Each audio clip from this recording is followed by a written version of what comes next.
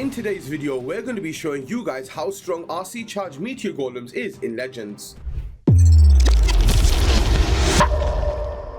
The army composition for this attack. Link of course will be down in the description, but you want to have at least 5 healers and 4 meteor golems. On the king you want to have the spiky ball, the phoenix and the snake bracelet. On the queen you want to have Frosty, giant arrow and action figure. On the grand warden you want to have Sneezy alongside the eternal tome and the rage vial. And then on the royal champion you want to have the fox, as well as the rocket spear and the electro boots. Let's jump right into the first attack of the video. You want to start with the royal champion charge of course, and with RC you want to normally go for value and pathing for your meteor golems. As you can see right here, we're going on into the 10 o'clock compartment, so you want to pick off the the single target inferno, the scatter shot, potentially the fire spitter, the X-bow, but as much value as we can get would be absolutely amazing. We have got plenty of invisors, we have got the fox cycles as well, and we're going to keep on pushing on forward to get as much value as we possibly can. And the nice thing about the royal champion is you can take out so many high priority defenses, and you can see right here it's going to make the attack in the long run so much easier because you're taking out so much damage from a compact section of the base, which is exactly what you want and what you need when you're coming in with an RC charge. Of course you want to miss all of those RC baits, which is absolutely amazing. And then because of the royal champion and how the funnel was set, now you can start your meteor golems from the top side. So if you keep into consideration, you take out one portion of the base. So you want to take out, if you think of the base as a square, you want to take out one corner of the base, and then the meteor golems come in through the other corner that has been funneled, and that's exactly what we see right here through the 11 o'clock side. The king comes in from the 12 o'clock side, working his way down onto the base. The queen on the inside, of course, meteor golems take out the town hall. You want to overgrowth as many high HP and high hard hitting defenses as you can. The revenge tower monolith gets overgrowth alongside the scatter and the recoil cannon, and now everything is pushing in unison, which is absolutely perfect. Of course the royal champion placed with those meteor golems as well, which is going to be amazing. We have got those totem spells when required to take damage off our troops as and when it is needed, and there you have it right there. Totem spell comes down in front of the monolith and also that revenge tower to negate damage and allow them to kind of stall up and not do too much damage to your troops or the units that you have on the board. King still working fantastically at the bottom side, his ability went off. RC also working alongside the queen, which is absolutely amazing right here. We're into the final compartment, plenty of meteor golems alive, kept those healers alive very well, which is absolutely perfect. And now it's all down to time and how long it'll take for the remainder of these defenses to go down, because there's nothing that can realistically stop this attack at this point. With that single target inferno going down, we're going to speed it up just a little bit, and this is going to be the first attack and the first triple, so make sure you pay attention. Let's get into the second attack of the video right here. We have got an RC charge coming in from 6 o'clock. Now the main reason why we're sending our royal champion in through here is because we want to take down the revenge tower and potentially reach one of these poison towers and take them out. Of course we're going into a giga bomb, which is a little bit unfortunate, which means now we're going to have to kind of use our invisibilities just a little bit more aggressively, because we don't want the fox to take damage, as we want to keep the fox alive for as long as possible. And that's something you guys should also think about in your raids, is keeping that fox alive for a little bit longer so he can give you more value when it comes to later on into the base. We unfortunately don't get that recoil cannon, but we managed to get the revenge tower and a couple of defenses, which is completely fine. Using a couple of balloons right here to pick off the archer tower as well as the recoil cannon just to reinforce that funnel just a little bit. And now we're going to see the initial push with the meteor golems coming on in from the 6 o'clock side. Alongside that troop launcher, warden has been placed alongside the royal champion. RC popping her ability nice and early. Now we have got the queen over at the 9 o'clock side, and the reason we use a giant arrow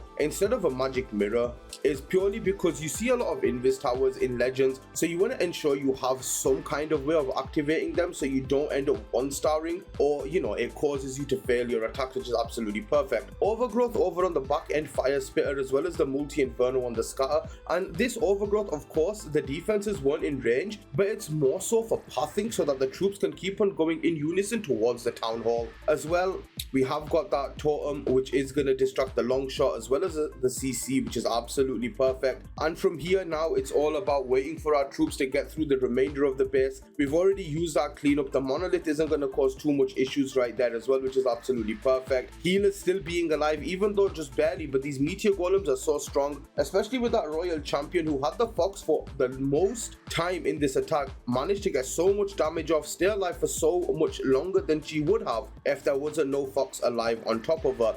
Still got that queen alive, and we're going to speed it up because there's not realistically any defense on here that can stop this attack with the amount of meteor golems that are still alive and the full health queen, which is absolutely perfect. Multi-archer tower is going to go down. The skelly trap, of course, not going to be able to do anything, and at this point it would have most likely been down to time, but again, the attack was overpowering. It's another 3-star. RC didn't get that much value, but still managed to push through and get a solid 3-star. Here we have the third attack is going to be coming on in. We're starting the royal champion over at the 2 o'clock side. Now, the main reason we want to start the RC over at the 2 o'clock side right here, we've got a super wizard tower down. We also got that monolith as well as the multi-archer tower, and we're trying to break the outer ring of defenses because on this base a lot of the defenses are on the outside. Then you got that invis tower in the core with the rage tower, so you want to break the line of defenses so your troops can actually go to the inside of the base without really struggling and continuously wrapping around the base whilst it chips away at your troops and does continuous damage. Of course, the royal champion did take a lot of damage, and we are going to pick off that super wizard tower.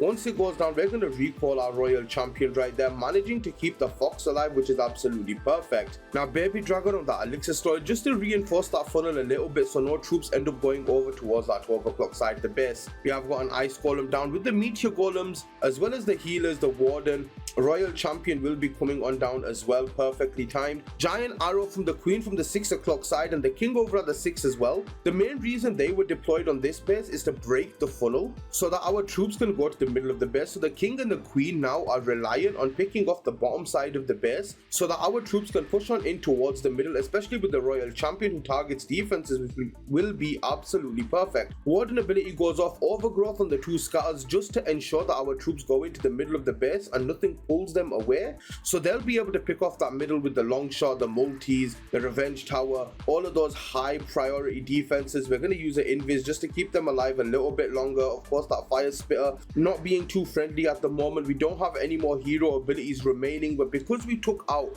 such a huge portion of the base so quickly in that core, which was allowed by the giant arrow sniping that invis right there, making it go active so that the troops could get inside and pick it off, there's now not any real power left on the base. There's so much more damage remaining from our troops that will have a higher output than the defenses right there. The queen and the meteor golems will be able to pick off the remaining defenses. The king won't realistically do anything at this point because the meteor golems will be able to tank for the queen as she picks him off, and that's going to be another 3-star, and this is why this strategy is so strong in Legends. This is the 4th and final attack of the video, guys. Make sure if you've made it this far, like, comment, subscribe. Let me know if you're going to use this strategy in Legends. Use code BLUE as well if you're purchasing anything in the item shop, and let's get into it right here. RC coming on in from the 7 o'clock side. Main reason we have that multi-gear tower as well as the fire spear and the expo, and we're breaking the outer ring of defenses yet again because it is so vital to break this ring of defenses. Also having to lower out that CC, and then we use the invis to take out the furnace, which is absolutely fantastic. We're also going to be able to pick up this multi-target inferno. Royal champion got some solid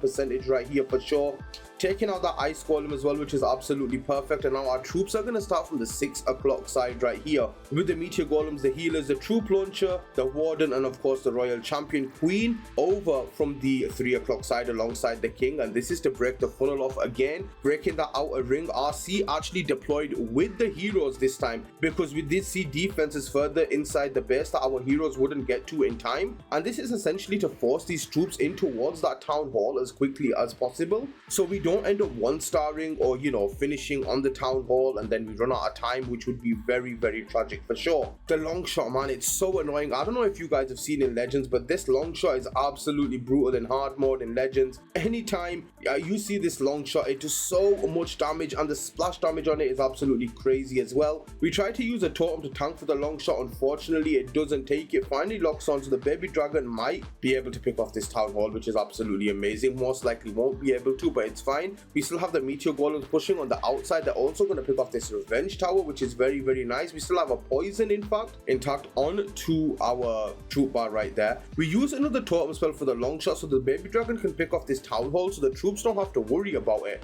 and they're going to keep on pushing on through the base along the outside. Of course, this one is a little bit more scarier because there's no king. Of course, there's no royal champion remaining, just the warden, the meteor golem, and the archer queen right there. So we're trying to push through right here. So as well, with this attack, when things don't go realistically to plan, it can still power through, because as you can see, there's still 4 Meteor Golems still alive and kicking with the Warden damage aura right there and the healers keeping everything alive. It now just comes down to time, but time isn't going to be an issue right here because we are going to manage to pick off this 3-star. Robble's going to get the job done, and I hope you guys enjoyed this tutorial. Hopefully you guys use this in Legends. If you do, let us know down in the comments. It's been a pleasure. Thank you all for watching, and we'll see you all in the next video.